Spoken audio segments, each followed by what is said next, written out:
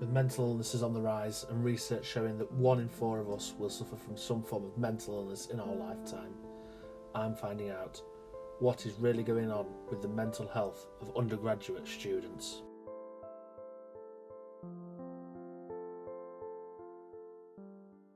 Anorexia. Post-traumatic stress disorder. Phobias. Obsessive compulsive disorder. Bipolar disorder. Depression.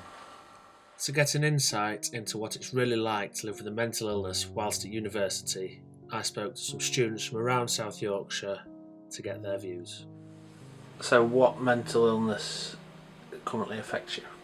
Anorexia. How do you think university has affected your mental health?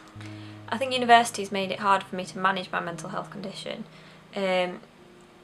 Obviously university work's a little bit difficult to keep on top of, but if I was solely doing that, I would find it a lot easier. It's not the university work that I find the most difficult, it's having a part-time job to make sure you've got enough money to live on, volunteering to up your CV,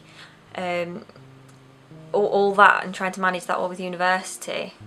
It does make it hard, which then impacts on your mental health, and then sometimes you've got to take a step back and think this has got to come first.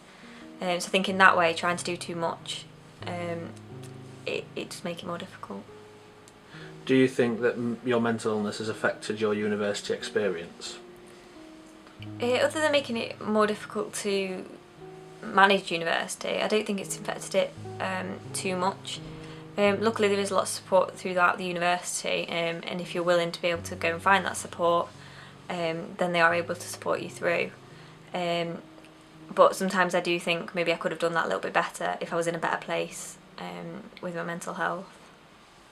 I then spoke to Gabby from Sheffield Hallam. So how has your mental illness impacted on university? So my PTSD's meant that I've had to change courses because there's lots of things that mean that when I kind of go out, things can trigger panic attacks if they remind me of some of the traumatic situations that I've been in, and also it gives me a lot of night terrors. So if I'm struggling to sleep and having really bad nightmares that are more like flashbacks, that can mean find it hard to get up in the morning and get into lectures, so I've had to change course. Okay. And do you think that's impacted a lot on your university studies? Yeah, so it's definitely meant that because I have to get extensions, things take me longer, or I find it harder to do group work because I can't get in at the same time as other people, and just the whole experience means that I haven't been able to do a lot of the fun stuff that you usually get to do at uni. Finally, I spoke to Adam about his experiences with mental illnesses whilst at university. When did you first realise that your mental illness was affecting you? Probably when I was leaving college, just with the thought of my career, what I'm going to do, what people think about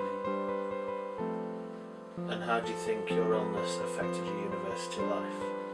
Probably just made things harder, having the motivation to get up and go to lectures, do the assignments, and make friends at the same time.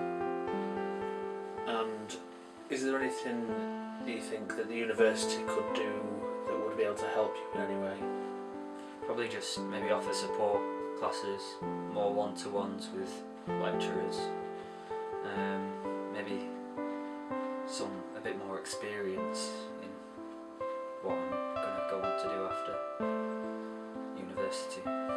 And what one piece of advice would you give to a new student coming to university?